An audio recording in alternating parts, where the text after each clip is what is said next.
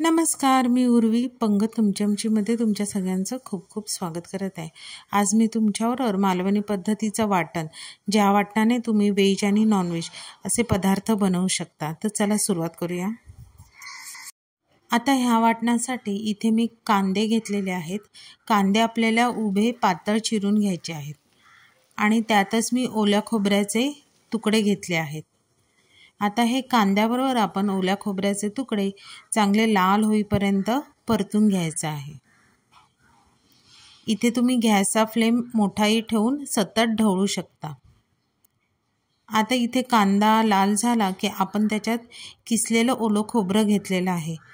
म्हणजेच किसलेलं ओलं खोबरं आणि तुकडे केलेलं ओलं खोबरं हे मिळून 1 वाटी घ्यायचं आहे।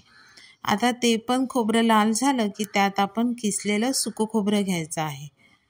आता हे बघा, हे सगळं अगदी मस्तपैकी भाजून झालेलं आहे। आता ते आपण थंड करत ठेवायचं। आता ते थंड होईपर्यंत आपण हा अख्खा गरम मसाला, कोथिंबीरीच्या काड्या, मिरच्या, पुदिना, आलं, लसूण हे सुद्धा आपण आता हे बारीक फ्लेमवर चांगलं भाजून घ्यायचं आहे।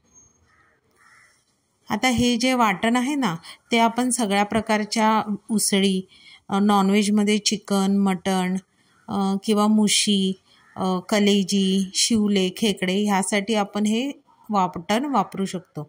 आता हे बघा, हे वाटण आपलं चांगलं मस्त मिक्सरला मी बारीक फिरवून घेतलं आहे। मग तुम्ही हे नक्की वाटण करून बघा। रेसिपी आवडली तर रेसिपीला लाईक करा, चॅनलला सबस्क्राईब करा आणि नवीन व्हिडिओच्या नोटिफिकेशनसाठी बेल आयकॉनला प्रेस करायला विसरू नका। तोपर्यंत मस्त राहा।